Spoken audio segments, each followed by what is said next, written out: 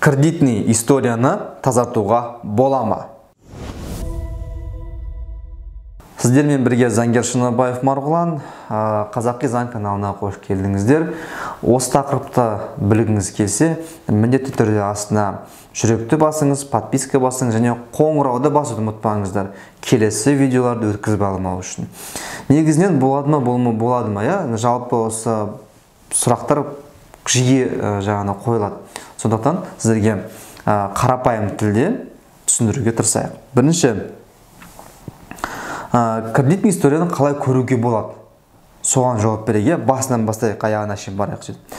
Қалай көруге болады?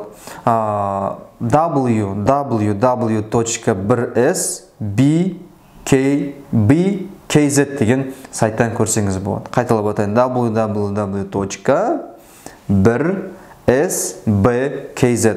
Осы сайттан, яғни сіздің кредитный жалпы кредит тарихын көрсеңіз болады. Болмаса, egov.kz содан көрсеңіз болады. Мен айтпақшы, алдында посттарда көрсеткен egov.kz-пен қалай көруге болатын.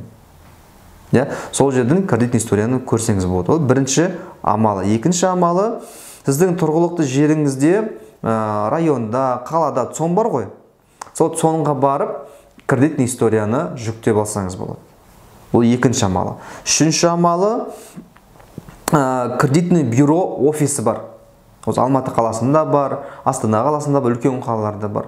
Сол кредитный бюроның офисіне барып, сол кредитный историяны алсаңыздар болады. Ол бірінші сұрақ. Екінші сұрақ, жиі келетін кредитный историяға байланысты. Қара тізімнен шығу үшін не істеу керек? Қара тізімнен жалпы шығу үшін не істеу керек?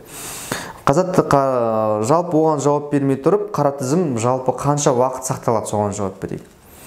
Қара тізім, ол егер сіз төлей алмай қалсаңыз, просрочкаға шықсаңыз, 10 жылдың көлемінде сақталуы мүмкін. 10 жылға дейін кредитный бюрода сақталуы мүмкін. Түсіндіңіз ғой? Екінші сұрақ. Кредитный бюроны қайдан табамыз?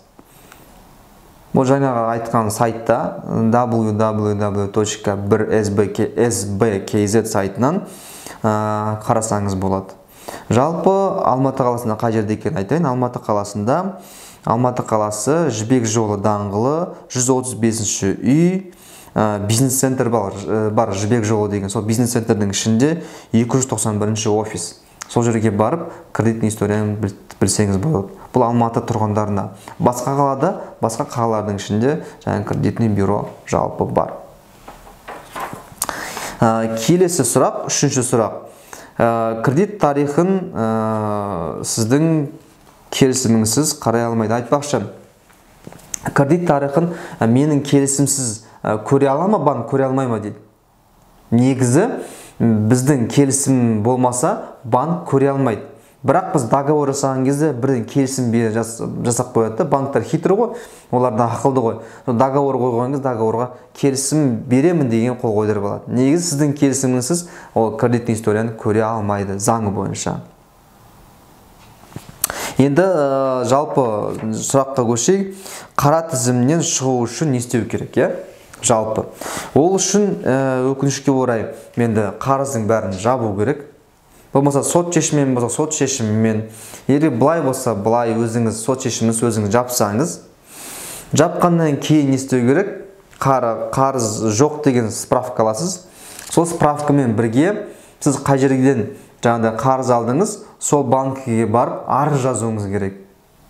Қандай арыз? Яғни кредитный бюроға жолдама жіберуін, қара тізімнен алып тастау туралы.